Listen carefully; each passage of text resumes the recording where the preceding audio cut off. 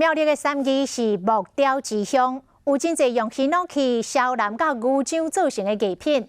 这艺品当中，珠宝盆的造型上界眼目，一年通创造出9亿个商机。苗栗三义木雕之乡，规个街路拢是木雕艺术店，卖艺术品有够侪，有神明、毛笔甲葫芦。卖上好的就是这款圆滚滚的珠宝盆。它可以器材祭器。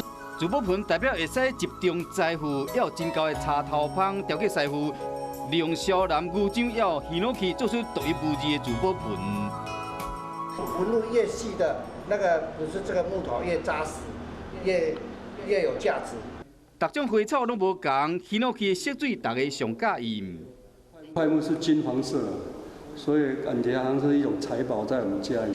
一个珠宝盆细型的爱2、3千，中的有的爱7、8万。 像这大型的，头家讲，这款的介绍爱看人寸。无价，无价，你要开多少，人家喜欢就买。一年3个珠宝盆商机超过1亿。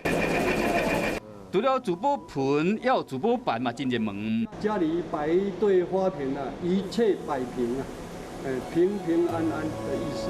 为人要登去做吉祥物，三义木雕老家用在地特色打造珠宝的艺术品，吸引人气嘛，吸引买气。